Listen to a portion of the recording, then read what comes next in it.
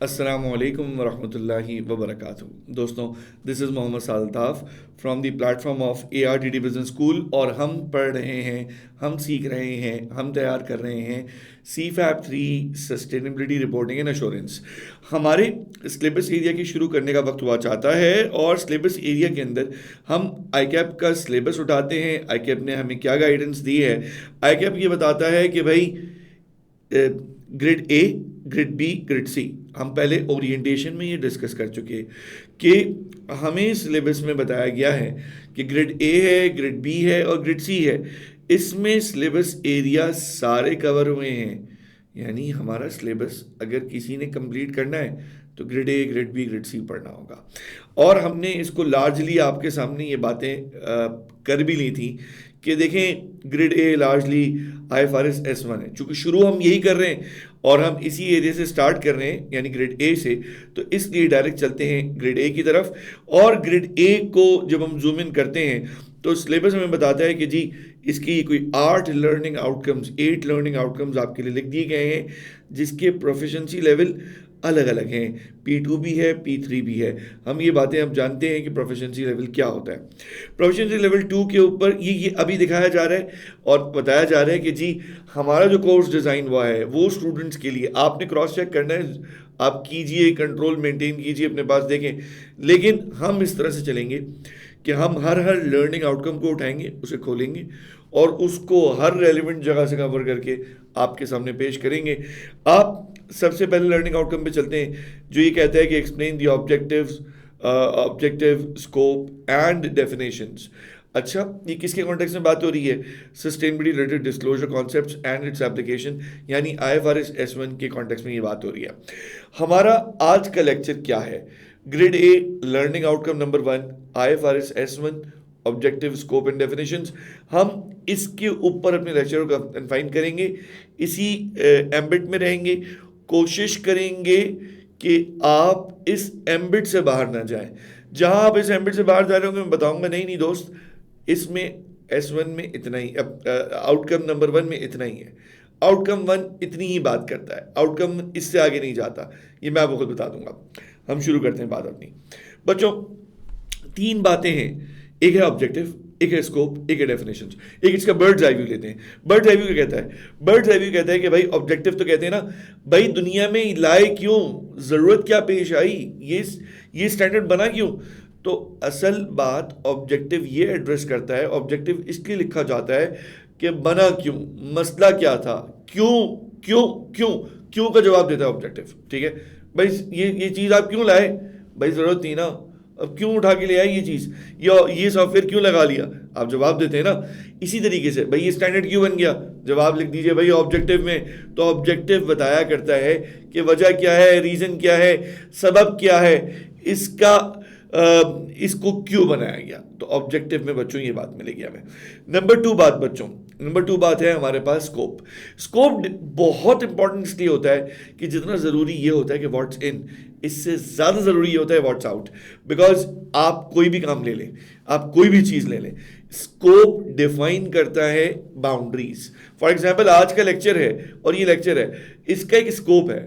जब मैं इस लेक्चर को डिफाइन पढ़ रहा था, तैयार कर रहा था, इस पे काम कर रहा था, तो मेरे सामने एक बाउंड्री थी। बहुत सारी एग्जाम्पल्स स्टैंडर्ड में कोई बात आई, मैंने कोई एग्जाम्पल रिपोर्ट देखी, मैंने नहीं नहीं नहीं नहीं नहीं, ये अभी नहीं आएगा, ये अभी नहीं कर सकता, अभी करूंगा बच्चा कंफ्यूज हो जाएगा, अभी करूंगा स्टूडेंट कंफ्यूज हो जाएगा कि ये बात इस लेवल पे आ गई, ये बात अभी से आ गई। नहीं, कुछ बातें वक्त के साथ आएंगी, तो उनको रख दिया, उनको सेव कर लिया, बुक मार्क कर लिया, उनको नोट कर लिया, ये बातें बाद में आने वाली हैं, मेरे स्कोप में आज के लेक्चर में नहीं है। तो आज के लेक्चर से स्पेसिफिकली उनको आउट कर दिया, क्योंकि भाई आज के लेक्चर का एक स्कोप है, और वो स्कोप ये कि लर्निंग आउटकम नंबर 1 देखना है।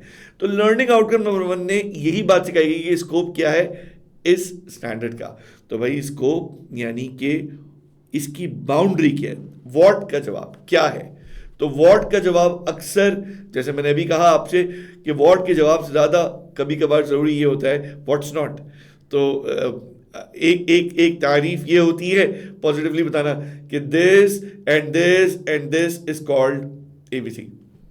और कभी कहा जाता है, जैसे कहा जाया करता था और बुक्स में इस तरह लिखा हुआ है कि भाई एवरी लीज विच इज, भाई वो हर वो लीज जो ऑपरेटिंग लीज नहीं होगी वो फाइनेंस लीज होगी। वाह, जो ऑपरेटिंग लीज नहीं होगी वो फाइनेंस लीज होगी। फॉर एग्जाम्पल ये एक डेफिनेशन है, इस तरह करके बात कर दी जाती है। तो अब बच्चों बात समझने की है और इस बात को हम लेके चलते हैं कि स्कोप इस यानी अभी हमारे लर्निंग आउटकम 1 में डिफाइन होगा। तो ठीक है बच्चों, ये बात क्लियर हो गई हमारे पास? बिल्कुल क्लियर है, अल्हम्दुलिल्लाह। अब अगली बात ये समझते हैं कि डेफिनेशंस। अच्छा भाई देखिए, हर फील्ड की कुछ लैंग्वेजेस हैं, हर मार्केट में कुछ लैंग्वेज, कुछ हर फील्ड की लैंग्वेज यूँ कह लें, हर फील्ड की एक ज़बान है। अच्छा, वो ज़बान को हम क्यों बोलते हैं भाई हर फील्ड की एक ज़बान है? वो इसलिए कहते हैं कि हर फील्ड की ज़बान का मतलब ये कि हर फील्ड के कुछ स्पेसिफिक वर्ड्स हैं या कोई वोकैब है जो ख़ास उस फील्ड के लोग उसको समझते हैं और उस फ़न के माहिरीन उसको समझते हैं।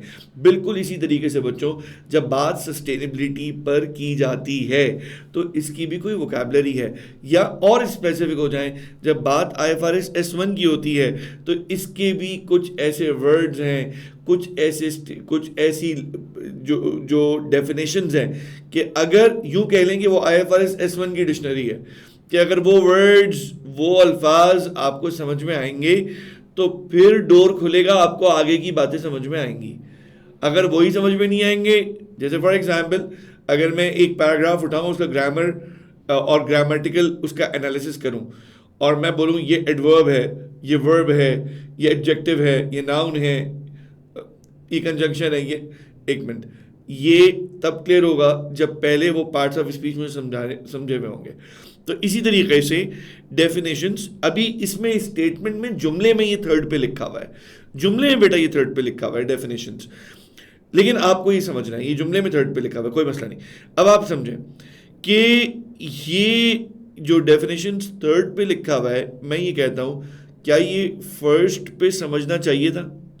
क्या ये फर्स्ट पे होना चाहिए था, यानी कि नंबर में? तो आप कहें कि सर मतलब एक ही लेक्चर में तो है तो थर्ड या फर्स्ट, तो यूं कह लें कि चूंकि समझना कोई मुश्किल नहीं था, ऑब्जेक्टिव भी आपके लिए जानना मुश्किल नहीं है, स्कोप भी समझना मुश्किल नहीं है, तो हम अपनी सीक्वेंस में चलते हैं, इसी लेक्चर में ही डेफिनेशंस भी आ जाएगा, कोई मुश्किल नहीं है। हम यूं देखें बात एक ही है, क्योंकि इन सब ने मिलकर एक कलेक्टिव अंडरस्टैंडिंग देनी है। लेकिन नीचे एक फोकस का पॉइंट लिखा हुआ है, वो समझें, वो ये कि इसका learning focus, learning outcome number 1 का लर्निंग फोकस है कॉन्सेप्चुअल अंडरस्टैंडिंग, सिर्फ कॉन्सेप्ट बनाना।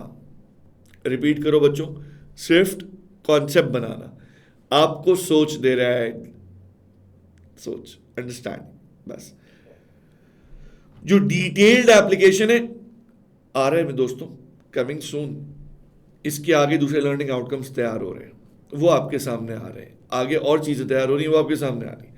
लर्निंग आउटकम आपकी स्कोप क्लियर कर रहा है, इसका मतलब ये हमारे पेपर में एग्जाम में जब होगा तो अंडरस्टैंडिंग वाइज होगा, बहुत डिटेल एप्लीकेशन में नहीं होगा, और आइडेंटिफाई करने के लिए होगा कि हम पिक कर सके कि इससे कि ये वाली बातें कहाँ हैं। तो चूंकि वो जिस लेवल पे आपको कोई चीज़ पढ़ाना चाहता है क्या, आपने वो लेवल समझ के जानकर उस टॉपिक की इस तरह तैयारी करनी है, ठीक है। इस पर्टिकुलर लेक्चर में, जो ये लेक्चर है, जो आप वेरी फर्स्ट लेक्चर कह सकते हैं, IFRS S1 का जो स्पेसिफिक लेक्चर है, आप इसमें मुझसे बार बार ये बात देख रहे हैं कि मैं बता रहा हूँ ऐसा है, ICAP ने ये कहा है। हो सकता है कि आगे के लेक्चर्स में हमें ये बात बार बार दोहरानी ना पड़े और आपको समझ में आ जाए कि सर साथ जिस तरह से लेक्चर दे रहे हैं, जिस तरह से बात बता रहे हैं, जिस तरह से लेके कर रहे हैं, चल रहे हैं, वो ओबियसली हमें पता चल चुका है यार, वो इन चीज़ों को कवर करते हैं, उन चीज़ों को देख के चलते हैं। कभी जिक्र कर भी दूंगा, कभी आप खुद समझ जाएंगे, आप खुद देख रहे होंगे चीज़ें। तो ये पता चल गया कि हम इस पर्टिकुलर IFRS S1 के स्कोप के साथ हम अपने भी इस कोर्स का स्कोप साथ साथ डिफाइन कर रहे हैं कि जो हुदूद हमें ICAP ने दी है, क्योंकि IFRS इतना वाइड है IFRS S1 कि आप इस पे कुछ भी ब्राउज़र पे लिखें, AI पे लिखें, दुनिया आपसे इस पे बात करेगी, आप पे पता नहीं क्या कुछ आप बात करें। भाई हमें रेलेवेंट बात करनी है, हमने आगे पर्चा पास करना है, हमने इससे आगे कुछ भी करना हो पेपर के बाद हम करेंगे। हमारे लिए हमें देखिए एक बहुत इंपॉर्टेंट काम ये होता है कि जब कोई चीज़ फैली हुई हो उसको फैला दीजिए, भाई इसमें तो ये भी हो सकता है, इसमें ये भी हो सकता है। याद रखें, ये समटाइम्स नहीं, most of the time students के लिए थ्योरी में कंफ्यूजन का बायस बनता है। जो थियोरेटिकल एप्लीकेशन बेस्ड पेपर्स हैं उनमें भी, कि जब फेंस कटिंग नहीं हुई होती ना, बाउंड्रीड नहीं होते आप, हुदूद मुतय्यन नहीं होती, तो आप फंस जाते हैं। तो स्कोप वहां पे ये काम करता है, और वही काम हमने भी किया हुआ है कोर्स के साथ। हमारी हर मुमकिन कोशिश है एक एक्स्ट्रा बात हम आपसे ना करें, जरूरत नहीं है। कोई रिलेट करने वाली बातों की कर देंगे, बता देंगे भाई ये रिलेट की गई है। हम कोर्स स्पेसिफिक चलेंगे वहीं, ताकि आप कम वक्त में बेहतरीन तरीके से इंशाल्लाह स्टडी कर सकें। 3 बातें बच्चों, ऑब्जेक्टिव्स, ऑब्जेक्टिव क्या है, ऑब्जेक्टिव मकसद क्या था, क्यों बना, वाई को जवाब देता है, स्कोप जवाब देगा भाई what's in it and what's outside. So what's outside will not be included in the scope, that's why what's outside is also important. And the last thing is the words, the dictionary, the keywords that are used throughout IFRS S1, or you may say that will be used in your exams and in answering the exam paper। बच्चों clear हो गई बात? अब आगे बढ़ते हैं। अब जरा डिफरेंट लेंस और डिफरेंट अंदाज में देखते हैं। एक ही चीज है, आज का लेसन प्लान हमने ये बनाया कि भाई अगर ऑब्जेक्टिव सामने रखूं तो ये फाइनेंशियल लेंस है, देखते जाओ, मजा आ जाएगा सीखने में, मजा आ जाएगा। देखना एक और अंदाज, ऑब्जेक्टिव। भाई ऑब्जेक्टिव क्या था? ये नहीं था कि आपको कोई बोले आप कितने ग्रीन हैं और आप कितने एनवायरनमेंट फ्रेंडली हैं, माशाल्लाह जी इतनी नेक कंपनी है और इतनी चैरिटी है, इतना लोगों का ख्याल है, प्लेनेट की इतनी परवाह है, पानी की इतनी फिक्र है, और धुएं की और CO2 की इतनी फिक्र है। नहीं नहीं नहीं बाबा, ऐसा कुछ भी नहीं हुआ, ना आपको ऐसा कोई ख्याल आया है, ना आपके ऊपर ऐसा कोई भूत सवार हुआ है। आपने मेरे बच्चों ये बात ज़हन में बिठानी है, ऑब्जेक्टिव इज IFRS S1 का, इस पूरे निज़ाम का, इस पूरे चक्कर का, ये जो पहिया चला है, इस पूरे सिस्टम के चलने का, ये निज़ाम के बनने का, यानी IFRS की एक सीरीज शुरू हो गई, S1 S2 and so on to come इंशाल्लाह। लेकिन आपको ये जानना है कि भाई ये सब हुआ क्यों? तो हुआ इसलिए, बोलो मेरे साथ, कि भाई ये हो ये जो भी रिपोर्ट हो रहा है, what's in it for the investors, पैसे का इंपैक्ट बताओ, फाइनेंशियल इंपैक्ट बताओ। हमसे फाइनेंशियल बात करना, ये मत समझना हम तुम्हें सस्टेनेबिलिटी रिपोर्टिंग बना करा रहे हैं तो तुम हमसे माजी की तरह, चंद 10 15 20 साल पहले वाले की तरह, कि तुम 2-4 पैराग्राफ फैंसी से बनाओगे, उसके अल्फाजों में तुम सारी स्टोरी घुमाओगे, वो फैंसी से पेज बना के अच्छी कुछ पिक्चर्स लेकर और तुम अपनी रिपोर्ट में लगाकर ऐसे दुनिया में चला दोगे और वो चल जाएंगी। दोस्तों ऐसे नहीं होने वाला, बल्कि क्या होने वाला है कि तुम्हारे फाइनेंशियल इम्पैक्ट को अब हम पूछेंगे, हम इन्वेस्टर्स हैं, हम पूछेंगे हाँ जी मियाँ क्या करा, हाँ भाई क्या रिपोर्ट, भाई आप रिपोर्ट करें, आपका इंपैक्ट है, आप लोगों के पैसे को लेके बैठे, उनके पैसे को मल्टीप्लायर इफेक्ट दे रहे हैं, अवामुन नास का, अवाम का, पब्लिक का पैसा इन्वॉल्व है। अब पब्लिक एक जनरल स्टेक होल्डर में आ जाता है, लेकिन आ जाए कि इन्वेस्टर इटसेल्फ, इन्वेस्टर ये वाला स्टेक होल्डर, खास ये वाला, इसकी तबीयत में मजा नहीं था। इन्वेस्टर मियां नाराज थे, इन्वेस्टर की खुशी के लिए, इन्वेस्टर के दिल को बाग बाग करने के लिए, इन्वेस्टर्स की जमात को राजी करने के लिए ये IFRS S1 आया है। बात समझ में आ रही है दोस्तों को? बताएं भाई, बात समझ में आ रही है? तो अगर मैं आपसे पूछूं भाई IFRS S1 दुनिया में क्यों आया, तो भाई इतनी दफा समझाने के बाद अब आपके दिल दिमाग में ये बात उतर चुकी है कि भाई फाइनेंशियल फाइनेंशियल फाइनेंशियल, और कोई निगाह नहीं है, ना CO2 का पर्दा है, ना कोई एनिमल और प्लांट और वाटर। ओहो, इतनी फैंसी बातें नहीं करो, काम की बात। भाई वो फाइनेंशियल इम्पैक्ट बताना यार, व्हाई डू वी रिपोर्ट? भाई असल हम रिपोर्ट इसलिए करते हैं, लिख दिया गया आपके सामने, to support economic decision making. बोलो मेरे साथ, टू सपोर्ट इकोनॉमिक डिसीजन। अब जब तुम बैठ के लेक्चर के साथ नोट टेकिंग करोगे तो यही तो वो जगह हैं, यही तो वो जगह हैं।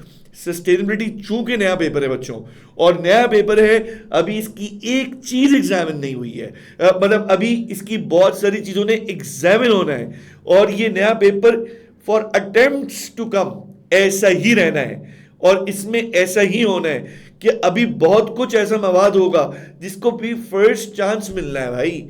तो बेसिक्स को तो पहले चांस मिलता है, वो घूम फिर के यूं करके क्रॉस करके कैसे भी एग्जामिन हो जाया करती हैं। तो आ जाते हैं, एक है फाइनेंशियल लेंस। बात क्लियर हो गई बच्चों? तो objective, financial lens, why do we report, सवाल अब इसका जवाब, व्हाई डू वी रिपोर्ट भाई, ताकि इन्वेस्टर्स के फैसला करने के वक्त वो मालूमात, वो इंफॉर्मेशन जो उनका हक है, जो उनको पता होनी चाहिए कि उनके पैसे का सस्टेनेबिलिटी से क्या रिश्ता है, या सस्टेनेबिलिटी की दुनिया जो बातें करती है वो आ जाएंगी, वो बातें जो करती है उसका उनके पैसे से क्या रिश्ता है। रिश्ता क्या मतलब भाई, ये इन्वेस्टर का माल है, ये सस्टेनेबिलिटी की बातें हैं, ये वो फैक्टर्स हैं, इनके ट्रिगर होने से इन साहब के, इन इन्वेस्टर हुजूर के माल में क्या कमी आने का अंदेशा है, या भाई या इन बातों का ख्याल रखने से कौन सी ऐसी अपॉर्चुनिटीज आती हैं। हाँ, इनको देखना है, इनको रिपोर्ट करना है, और रिपोर्ट करना हो गई वो जो फाइनेंशियल रिपोर्ट है, यानी फाइनेंशियल बात करनी है। फाइनेंशियल बात नहीं है तो भाई हमसे क्यों बात कर रहे हो? हम तो बात ही उस फील्ड के बिल्कुल एंड, हम बिल्कुल बीच में बैठे हुए यार, हम बैठे हुए यहाँ पे बात ही फाइनेंशियल करनी है। आ जाओ आगे। स्कोप बच्चों, स्कोप अब समझे, ये स्कोप इज लाइक नहीं ये नहीं आएगा। हाँ, ये एक्टिविटी ले आओ, सस्टेनेबिलिटी की एक्टिविटी है वो। आप सॉरी, वो हमारे यहाँ बहुत ऐसा होता है कि वो ट्रैफिक पुलिस वाले हजरात, मुकर्रम हजरात खड़े होते हैं, और अब तो मेरे ख्याल उनकी खड़े होने की जहमत भी कम हो गई है पाकिस्तान में, कराची में ख़ास तौर पे। वो कैमरे के ज़रिए अपने वो सारे अफ़आल और वो अपनी ज़रूरियात और वो सारी ड्यूटीज़ सर अंजाम दे रहे हैं, जिसको वो सड़क पर धूप पर खड़े होके, समझ रहे हैं आप। अब वो जब खड़े होते हैं सुबह, इतवार के दिन भी सुबह खड़े होते हैं, ओहो क्या निगाह है भाई, वो दूर से देख लेते हैं, वो गाड़ी आ रही है, सुजुकी पे माल लोड हुआ हुआ है, वो केले निकले हुए बाहर, इसको तो पकड़ना है, इसकी तो आप सब वो बीच में खड़ा हो जाएगा, स्टॉप, वो रुकेगा, वो दिन का एक चालान कटाएगा, पूरे दिन मजे से बोलेगा ये चालान है भाई, करा लिया चालान।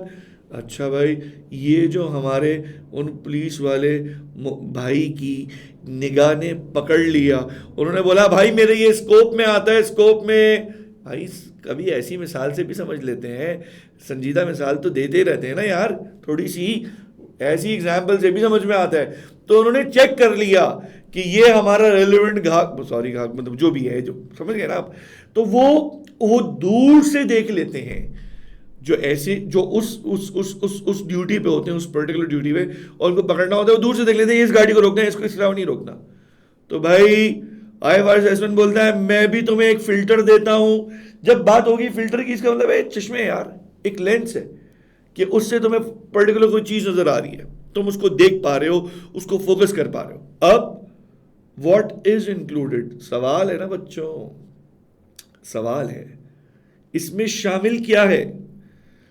तो स्कोप में बच्चों कितनी बातें कर लो, दुबई चले जाओ, या यहां से बैठ के डेरा गाजी खान तक चले जाओ, यानी इधर पाकिस्तान में रहो, उधर चले जाओ, या अफ्रीका के जंगलात में चले जाओ।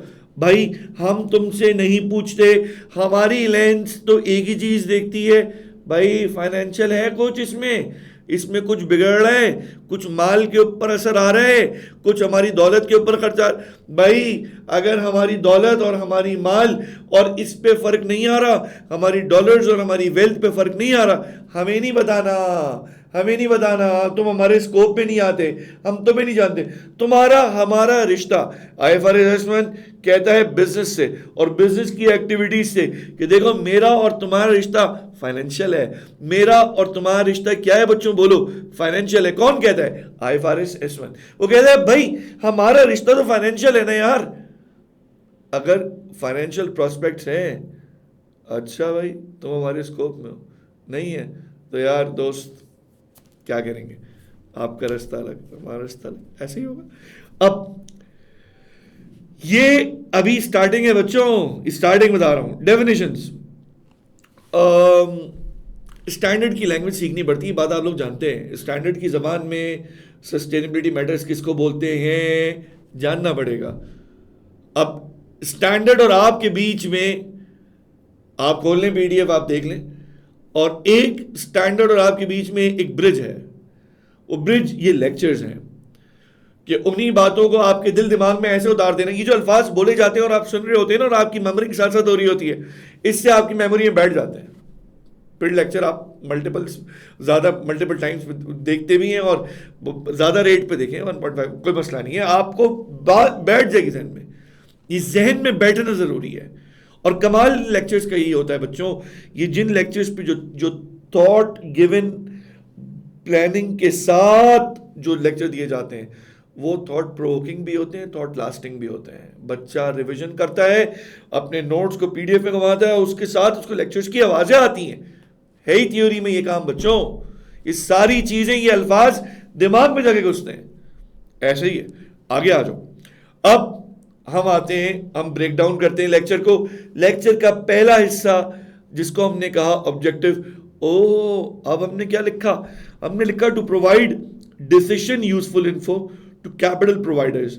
बाबा सर अगर एक नजर देखें ना, एक नजर, सर ने यहां क्या लिखा और सर ने यहां क्या लिखा। अल्फाज बदल बदल के बात करना लर्निंग की टेक्निक हुआ करता है। एक बात जब अल्फाज के रद्दो बदल के साथ, मुख्तलिफ अल्फाज के साथ एक बात आपके सामने आती है, आप उसको सुनते हैं, वो आपके दिल दिमाग में उतरना शुरू हो जाती है, कभी इस तरह कभी उस तरह। जब एक बात कर दी ऑब्जेक्टिव, तो अब बोला भाई ऑब्जेक्टिव क्या है? ऑब्जेक्टिव है डिसीजन यूजफुल इन्फो। ये जो वर्ड्स हैं, ये वर्ड्स एग्जामिनिंग टीम की आंखों के तारे होंगे कि वो बोलेंगे हाँ ये वर्ड, हाँ दे मार्क्स, हाँ मार्क्स। जबान है ना यार, मैटर करती है। तुमने उनको उनकी जबान में जवाब दिया जिस जबान को एग्जामिनिंग टीम जानती है, तो इसका मतलब है तुम पढ़ के आए हो, तुमने स्टैंडर्ड पे वक्त लगाया है। स्टैंडर्ड पे तुमने कम वक्त लगाया है, हमने वक्त लगाया है स्टैंडर्ड पे। लेकिन दोस्तों हमारी चीजें हमारी नहीं आपकी हैं, तो हम जो ये बोलेंगे ये उसी का निचोड़ है। तो वो आपको ऐसे लेना है क्योंकि कॉन्क्रीट बात, क्रक्स बात आप तक पहुंच रही है। अब सुने, to provide decision useful info to capital providers, ये बात क्लियर हो गई। अब ऑब्जेक्टिव को जरा कॉन्ट्रास्ट भी करना पड़ेगा। देखें देखें देखें, सस्टेनेबिलिटी को पहले देखा गया एक optional add on.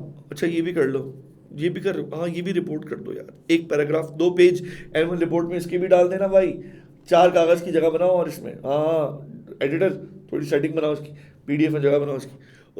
Optional add on नहीं है भाई, सही है यार। वेबसाइट में तुमने क्या कर दिया, वो लिख दिया, अच्छा सस्टेनेबिलिटी लिख दिया भाई, एक टैब बन गया, अब छापो। नहीं नहीं नहीं, ऑप्शनल एड ऑन नहीं है।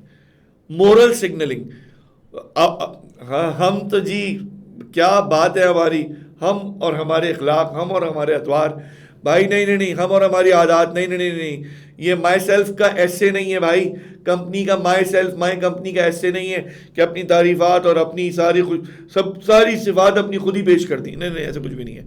तो ये इसको उस तरह मत देखिए जिस तरह माजी में देखा जाता था।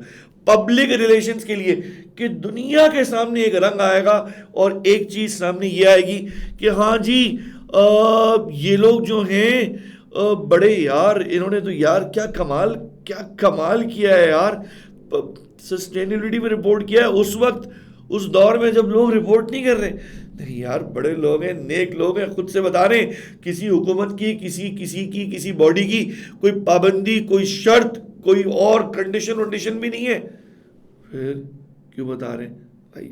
पब्लिक रिलेशन यार, देखो लोगों से क्या ताल्लुक रखा है इन्होंने।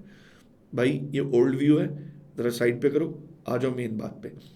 IFRS S1 कहता है डिसीजन यूजफुलनेस, भाई लिख लो, कहीं लिख लो डिसीजन यूजफुलनेस। क्या वर्ड है? आसान, बहुत मुश्किल नहीं है, आसान है। फैसले में जो आपकी मदद करे, डिसीजन लेते हुए, जिस वक्त इन्वेस्टर्स फैसला कर रहे हो उस वक्त ये हेल्प करेगा आपकी। तो कितना कमाल हो जाएगा बच्चों, बेहतरीन हो जाएगा ना। अब समझो, information is reported only if it can reasonably influence economic decisions regarding providing sources to an activity। बच्चों बड़ी ही प्यारी बात की है, क्या बात की है, देखिए समझें। बात ये की है कि आप तो रिपोर्ट तब करेंगे जब आपको इस बात का यकीन होगा। किस बात का सर यकीन होगा? सर हमें इस बात का यकीन होगा कि यार इसका कुछ ना कुछ इम्पैक्ट आएगा, कुछ ना कुछ इकोनॉमिक इम्पैक्ट आएगा हमारी बिजनेस के ऊपर, कहीं ना कहीं कुछ आएगा। ठीक है, अब ज़रा देखें प्लीज़। तो यूँ समझ लें IFRS S1 कहता है कि देखो एक बात है और एक फाइनेंशियल इम्पैक्ट है। ये जो आप सिर्फ बात करने नहीं है, आपको फाइनेंशियल इम्पैक्ट दिख रहा है आप बात करें, आपको फाइनेंशियल इम्पैक्ट नहीं दिख रहा, सॉरी यार आप बात नहीं करें, हमें फाइनेंशियल इम्पैक्ट वाली बात चाहिए। ठीक है, अच्छा आगे आओ। ये बात पब्लिक रिलेशंस पब्लिक रिलेशंस मैंने कहा नहीं है, मोरल सिग्नलिंग के ऊपर नहीं है। बताना क्या है, किस चीज को हाईलाइट किया जा रहा है बच्चों? हाईलाइट किया जा रहा है फाइनेंशियल इफेक्ट्स को। आपने फाइनेंशियल लेंस उठानी है और फाइनेंशियल इफेक्ट्स बताने हैं। डन हो गया बच्चों? ये बात क्लियर है, सामने जहन में बैठ जाएगी। मोर, हम किसको रिपोर्ट कर रहे हैं, इसके यूजर्स कौन है?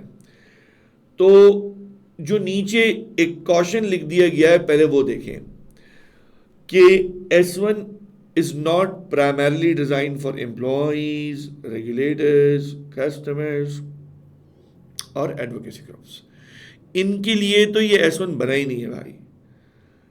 ये बना किसके लिए है, सवाल है ना, किसके लिए बना है? इसके प्राइमरी यूजर्स कौन है? तो भाई बोले यार ये जो इन्वेस्टर्स हैं, लैंडर्स हैं और क्रेडिटर्स हैं। ज़रा समझो इनको, इन्वेस्टर ने माल लगाया है, लैंडर ने भी तो माल दिया है, क्रेडिटर ने भी अपना माल फंसाया है। एक जाविये से और एक लेंस से आप मुझे बताओ, हम शॉर्ट टर्म फाइनेंसिंग में क्रेडिटर्स की जो पैसे रोके हुए होते हैं और एक वक्त बाद जाके देते हैं, उसको फाइनेंसिंग गिनते हैं ना। तो मतलब क्रेडिटर की जो क्रेडिट अमाउंट होती है वो हमारे लिए इन्वेस्टमेंट है, एक बेसिक उसूल है यार, जानते हैं हम ये बातें। तो आ जाओ। They rely on these reports to assess. एक मिनट, कौन? खबरें इनके पास नहीं पहुंच रही, इन्वेस्टर्स के पास नहीं पहुंच रही, लेंडर्स के पास नहीं पहुंच रही, क्रेडिटर्स के पास नहीं पहुंच रही, और इनको इंटरनल मैनेजमेंट के मामला नहीं पता है। बाबा आउटसाइडर है ना, नहीं पता, अंदर थोड़ी बैठे हुए। अब वो क्या करते हैं, वो उन रिपोर्ट्स पे रिलाई करते हैं जो इंफॉर्मेशन उनके पास प्रोवाइड करती हैं उनको, और वो रिपोर्ट्स उनको बताती हैं risk and return, long term value creation, alternative investment opportunities क्या क्या अवेलेबल है। अब ये जो जर्नल पर्पस फाइनेंशियल रिपोर्ट्स की, अब इस पे स्पेसिफिक डेफिनेशन के अंदर ये शामिल होगा, अभी आगे आ जाएगा कि ये इन्वेस्टर्स हो गए, ये लैंडर्स हो गए, ये क्रेडिटर्स हो गए मेरे बच्चों। इनकी कमाल बात बच्चों ये है जो समझने वाली है कि यार इन सब की इंटरेस्ट अलाइंड है। ये अभी आम तौर पे तो कॉन्फ्लिक्ट ऑफ इंटरेस्ट का शिकार नहीं होंगे। अब मैं बढ़ता हूँ आगे और आपसे ये कहता हूँ कि भाई इनके पास जो इन्फॉर्मेशन जानी चाहिए वो कैसी होगी बच्चों? बोले द डिसीजन यूजफुलनेस उसके अंदर होनी चाहिए, डिसीजन यूजफुल वो होनी चाहिए इन्फॉर्मेशन। अच्छा सर, तो ये प्रिंसिपल क्या है आपके लिए? आसान जबान है, मिलके पढ़ेंगे साथ। If a piece of information can not reasonably be expected to influence an economic decision, it does not belong. खत्म। S1 की रिपोर्ट में तुमने नहीं आना भाई, कोई खबर ला के दो यार, लेकिन इकोनॉमिक डिसीजन में इम्पैक्ट है नहीं सर, बहुत बड़ी रिपोर्ट है, बहुत बड़ी बात। सॉरी यार, सॉरी, ये हमारे S1 में नहीं आएगा। तो फिल्टर लग गया ना बच्चों? क्या ख्याल है, जब डिसीजन यूजफुलनेस के बारे में पता चल गया कि यार ये तो इकोनॉमिक कोई ख़ास पॉइंट नहीं बता रहा, तो बस आपका फ़ायदा ही है ना बच्चों। अब देखें, आपको वे करना है कि एक एटीट्यूड बन गया है कि दुनिया उन बातों को देखकर चलती है जो दिखाई जाती है। वो कहते हैं ना, जो दिखता है वो बिकता है, and fake it till you make it. ये जो जुमले हैं, ये nice to note like thing है कि जैसे for examples these days influencers are called influencers, however they are not eligible to be called influencers because they have got nothing moral to be actually being influential. जिनकी मैं बात कर रहा हूं उनको इन्फ्लुएंसर्स कहना लोगों की और आगे की जनरेशन में बिठा दिया दिमाग में कि ये इन्फ्लुएंसर है भाई। आपने टाइटल गलत दिया है, आगे जनरेशन ने बोला कि हाँ यार, अब वो जितना बेकार किस्म का प्रैंक कर ले, बेकार किस्म की कॉमेडी कर ले, वो आके एक प्रोडक्ट को एंडोर्स करेगा एक एड में। तो चूंकि वो वायरल हुआ हुआ बंदा है और भाई उसकी तो इतनी बड़ी फॉलोइंग वगैरह है, तो ऑटोमेटिक समझ में आएगा कि यार इसने इस ब्रांड को एंडोर्स किया, इट मींस यार इसको खरीद लेना चाहिए। मिसयूज हुआ ना, दिमाग को यूज कर लिया कहीं और। उस बंदे की इतनी वर्थ नहीं थी कि वो जाके किसी प्रोडक्ट पे कुछ रिपोर्ट करता, लेकिन बाबा उसने रिपोर्ट कर दिया और उसने उस प्रोडक्ट के बारे में उसने एंडोर्समेंट दे दी कि जी मैं यूज़ करता हूँ, उसको यूज़ करें। अब मैं क्या बात कह रहा था, दुनिया ने आम तौर पे ऐसे लोगों को बहुत फॉलो करना है। और आप बोलेंगे इतनी ऑब्वियस बात है, हाँ जी करते हैं लोग। कितने लोगों के डिसीजंस जो हैं, जो चीज़ें ख़रीदने में हैं, वो को जो फला कोई आर्टिस्ट है जो आ रहा है उसकी एडवर्टीजमेंट से इन्फ्लुएंस होकर वो चीज़ खरीद रहे होते हैं। प्रोडक्ट की अपनी हैसियत नहीं होती, वो बंदे को देखते हैं, उसकी एक इमेज होती है, वो उसको देखते हैं या तो ये ऐसा है, उसकी इमेज को फर्दर एक्स्ट्रापोलेट कर लेते हैं चीज़ पे और वो चीज़ या सर्विस खरीद लेते हैं। ऐसा ही होता है बच्चों, ऐसा ही होता है। मार्केटिंग यही काम करवाती है। अब यहाँ पर दुनिया में एक चैलेंज बना कि यार ये तो नाइस टू नो इन्फॉर्मेशन है, ये कंपनी बहुत कूल वे में और बड़ी अच्छी फैंसी सी कलरफुल सी अपनी ग्रीन रिपोर्ट्स को पब्लिश कर रही हैं। भाई बोला कि सुनो मेरी बात, इनका कोई वजन नहीं है, नाइस टू नो का कोई वजन नहीं है। आ जाओ इकोनॉमिक डिसीजन की बात करो। अच्छा देखा जाए तो यार ये है भी सच, और ये ऐसा ही होना चाहिए कि जब आपका माल लगा हुआ है ना, या आपके पास किसी का माल लगा हुआ है, तो पहले वो माल की बात करो। वो जो एडिशनल आमाल की बात कर रहे हो ना, नेकियों के, कि ये चैरिटी और सस्टेनेबिलिटी और फलाना, बाद में करना भाई, बाद में, और अपने माल से करना ये आमाल। ये जो काम है ना, ये काम तुमने इन्वेस्टर्स का पैसा पकड़ा हुआ है, तुम्हारी जिम्मेदारी, तुम उसके पैसे को मैक्सिमाइज करोगे, तो आप उसके इकोनॉमिक डिसीजन को इन्फ्लुएंस करेंगे। भाई हाँ भाई, जो मैंने जो डिसीजन लिया है भाई, मैंने जिस कंपनी से प्रोक्योरमेंट की है, जो सप्लायर है, उस सप्लायर ने जहाँ से माल अपना सोर्स किया है वहाँ पर जी वो चाइल्ड लेबर की प्रैक्टिसेस हैं, या फॉर एग्जांपल यहाँ पर वहाँ पर वो कंपनी कार्बन एमिशंस का ख्याल नहीं रखती, एंड सो ऑन, बातें हुई। तुम्हें फाइनेंशियल इम्पैक्ट बताओ आ रहा है, इकोनॉमिक डिसीजन पे इम्पैक्ट है, कैसे होगा? ये इस लर्निंग आउटकम में है ही नहीं, इस लर्निंग आउटकम के स्कोप से बाहर है इसकी एप्लीकेशन। लेकिन तभी मैं बार बार वर्ड्स को ये बोल रहा हूँ कि ये बातें हैं, ये बातें हैं, क्योंकि जब एप्लीकेशन आएगी तो इतनी दफा दोहराने का मौका नहीं मिलेगा। तो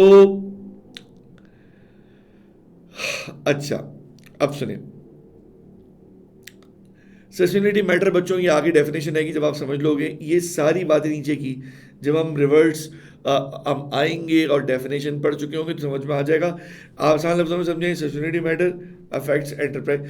कोई भी चीज़ जो सस्टेनेबिलिटी से रिलेट करती है इकोनॉमिकली, वो एंटरप्राइज की वैल्यू पे इफेक्ट करेगी, उससे कैश फ्लोज पे इफेक्ट आएगा, उससे कॉस्ट ऑफ कैपिटल इफेक्ट आएगा। डन। स्कोप पे आते हैं। हमने ऑब्जेक्टिव पे बहुत तफसीलन बात की है, ऐसे ही ना बच्चों। Scope, all sustainability matters that can reasonably be expected to affect financial prospects, cash flows या access to finance। भाई हर वो मैटर जो जिसको हम रीजनेबली एक्सपेक्ट कर सकते हैं कि वो लग रहा है यार ये फाइनेंशियल चीज़ों को हिलाएगा, भाई वो हमारे स्कोप में दाखिल है। आ जाएं स्कोप के बारे में आगे जानते हैं कि स्कोप के अंदर अब हम क्या चीज़ देखेंगे, किस तरह स्कोप को हम समझेंगे।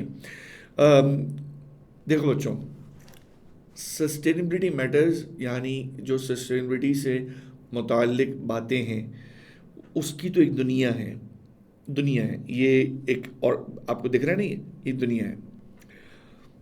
तो उसका स्कोप तो यूं देखने में यार पता नहीं, उसका ताल्लुक इन्वायरमेंट से, गवर्नेंस से, सोशल से, एक्सटर्नल इन्वायरमेंट से, वैल्यू चेन से, पता नहीं कहां से ताल्लुक बन सकता है।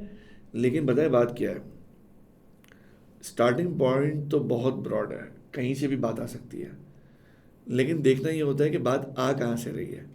तो बहुत सारे फिल्टर्स लगते हैं, फिर देखते हैं कि हम यार बात तो ऐसा यूँ नहीं आ रही यार, बात तो ऐसे आ नहीं रही। और क्योंकि इकोनॉमिक डिसीजन पे इम्पैक्ट ही नहीं आ रहा ना यार, उसका कोई फाइनेंशियल इम्पैक्ट नहीं दिख रहा हमें, इकोनॉमिकली वो चीज़ आ ही नहीं रही। तो भाई हमने सब कुछ देखने के बाद, इतना स्टडी करने के बाद, डिटेल से चेक की, तो उसका इकोनॉमिक इम्पैक्ट नहीं था, तो हमने छोड़ दिया और उस पर रिपोर्ट नहीं किया। इसका खुलासा क्या है? खुलासा तो यही है ना कि जो चीज़ ऐसी मिले उसको देखेंगे, सब कुछ करने कराने के बाद डिस्क्लोज करेंगे ना यार। तो भाई डिस्क्लोज करेंगे ही नहीं उस चीज़ को जिसका जो हमारे स्कोप में फॉल ही नहीं कर रहा। तो IFRS S1 is theme neutral, it does not limit reporting to specific industries और टॉपिक्स। कोई ऐसा नहीं है कि एक स्पेसिफिक इंडस्ट्री है या टॉपिक्स हैं, दुनिया है, यानी यूं समझे मुमकिनात, पॉसिबिलिटीज बहुत ज्यादा है कि खबर कहीं से भी आ सकती है।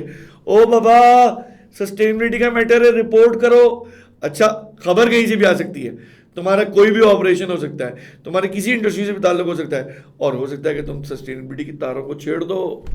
लेकिन लेकिन लेकिन लेकिन relax,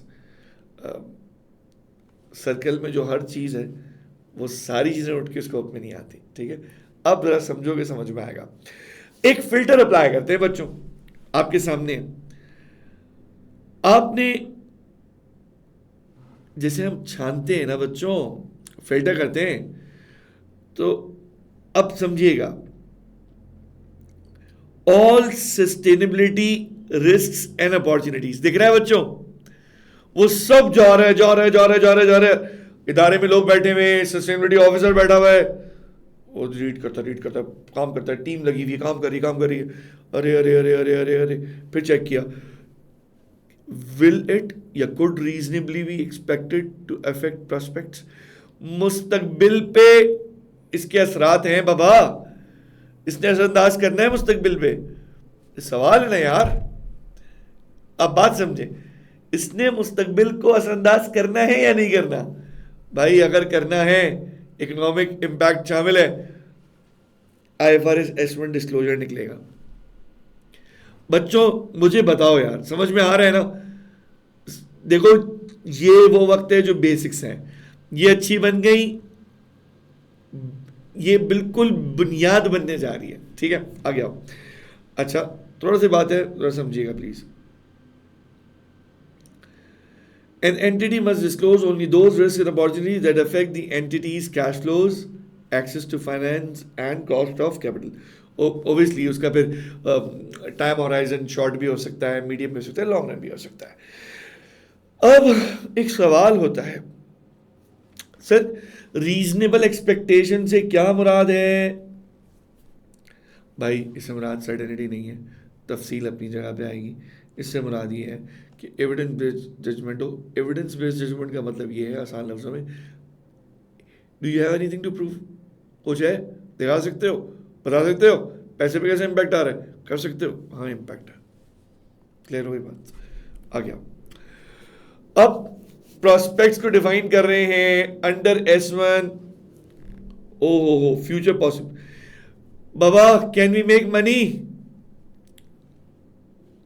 cash flow, are returns predictable, business model, अगर कुछ हुआ तो can we survive these shocks, and will banks lend us, because banks ही मेजर लैंड कर रहे होते हैं, तो क्या हम फाइनेंस रेज करेंगे? यही वो 3 सवाल हैं। तो बच्चों अगर मैं तुमसे अभी बोलता हूँ, एप्लीकेशन नहीं है, लेकिन थोड़ा सा एक कदम तो जाने दो आगे।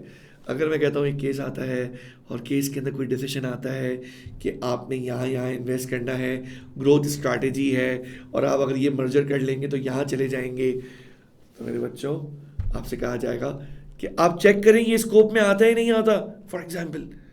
तो अभी एट दिस पॉइंट मुझे बताओ, यही सवालात होंगे ना जो पूछोगे तुम, और जो given on the basis of the data given in the scenario, तुम उसकी बेस पे जवाब दोगे। This is how it works, is as simple as this. मजेदार है, सिंपल है, ठीक है। अच्छा, टेक अवे किया है, सब छोड़ो, सारी बातें छोड़ो, सब ब्लर हो गया। क्या बात? एक बात, एग्जाम का पॉइंट है लिख लो, इस अटेम्प्ट में नहीं, अगली अटेम्प्ट में, अगली नहीं उसके आगे, ये सवाल बनता हुआ नजर आ रहा है। क्या पॉइंट बता रहा हूं? पॉइंट ये है कि आपके सामने सिनेरियो में एक केस आएगा कि कंपनी एक कंस्ट्रक्शन के प्रोजेक्ट पे जा रही है जिसमें डैम बनाना है, और डैम के लिए बड़ी खुदाई करनी होती है, मल्टीपल टाइम की एग्जांपल आएगी, और इसके मल्टीपल इसके एस्पेक्ट्स होते हैं, ठीक है। सुनो, तो अगर एक कोई बड़ी कंस्ट्रक्शन करने जा रहे हैं, कोई बड़ा मॉल प्लाजा खड़ा करने जा रहे हैं, कोई डैम बनाने जा रहे हैं, भाई बच्चों, कंस्ट्रक्शन के साथ कुछ मसाइल हमेशा जुड़े हुए हैं। अगर आप कोई बहुत बड़ा एक्सप्रेसवे बना रहे हैं तो बीच में बहुत सारी आबादियां आ जाएंगी जो इन्फ्लुएंस हो रही होंगी, जो अफेक्ट हो रही होंगी। अगर आप कोई पर्टिकुलर बड़ी चीज इमारत खड़ी करने जा रहे यूं, तो अगर आप वर्टिकली टॉप जा रहे हैं तो फिर आसपास के लोगों का एतराज हो सकता है। मिसाल दे रहा हूं कि भाई अगर ये आएंगे तो ट्रैफिक होगा, तो फिर लाइंस होंगी, तो वाटर होगा जी, तो गैस का इशू होगा, इतना बड़ा कमर्शियल सेटअप लग रहा है, हमारी चीज़ें सस्टेनेबिलिटी कैसे इंश्योर होगी, एंड सो ऑन।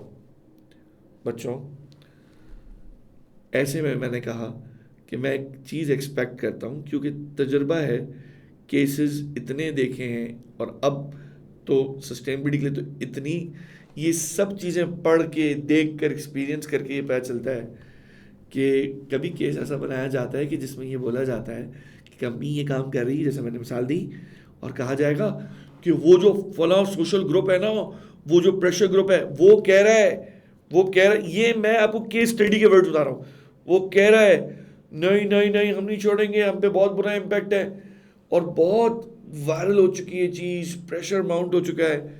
इसका जवाब आप इसी तरह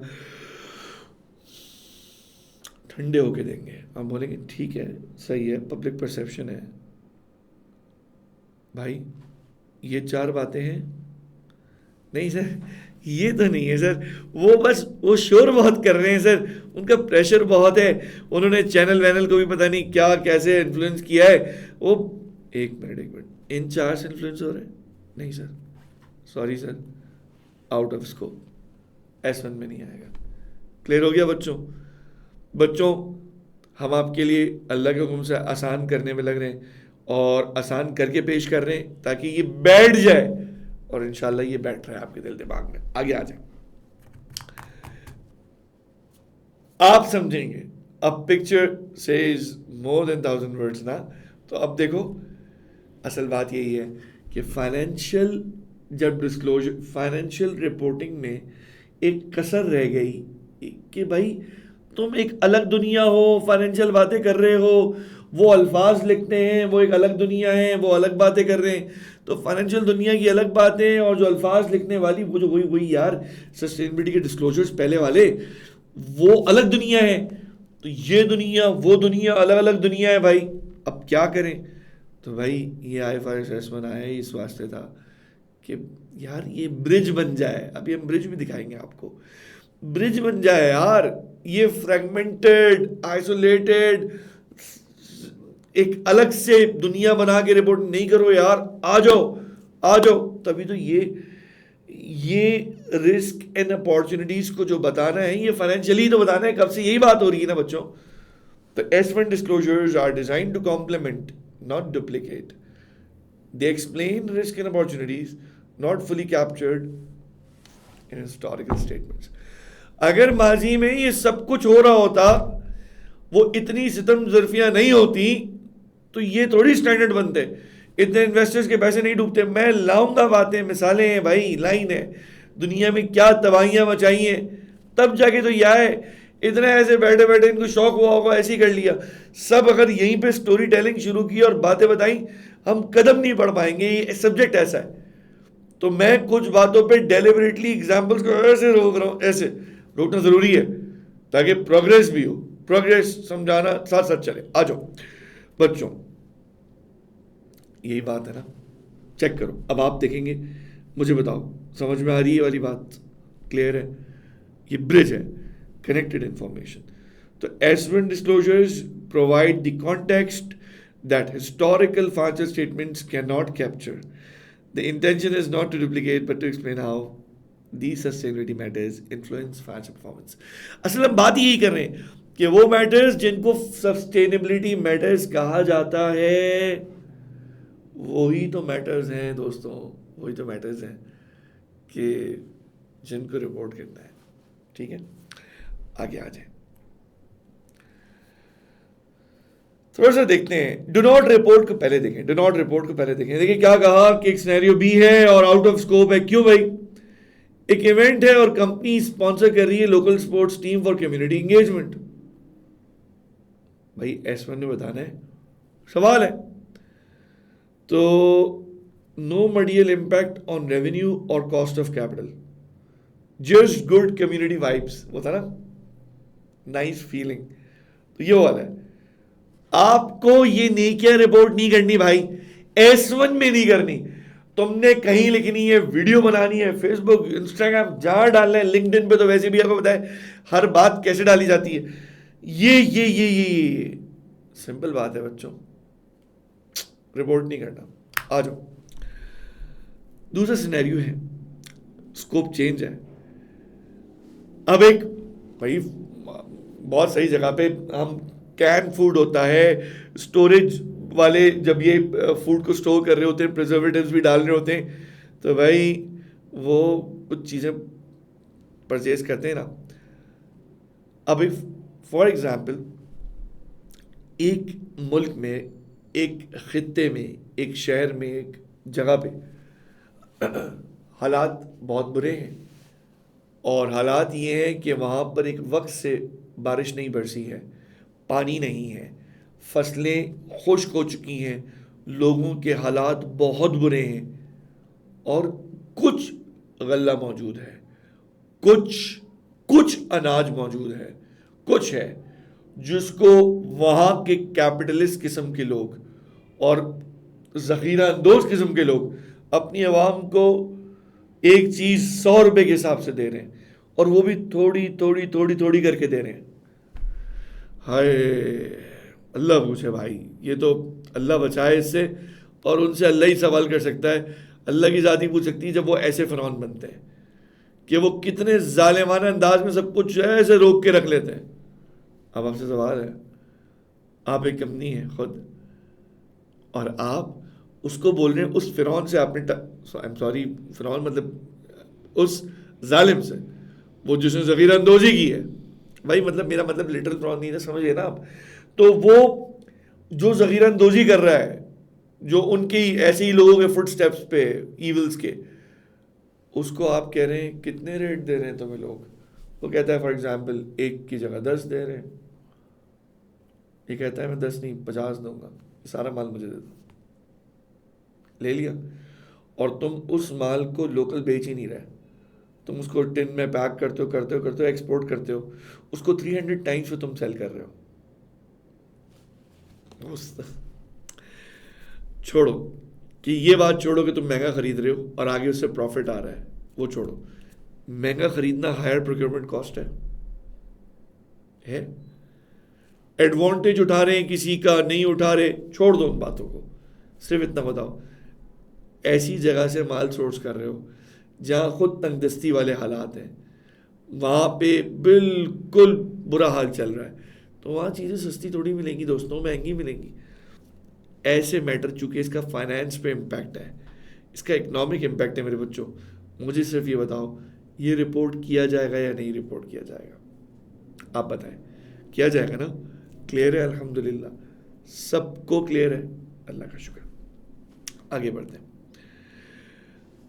अब बढ़ेंगे दोस्तों हम उस तरफ के जहाँ हमें डेफिनेशंस को देखना है।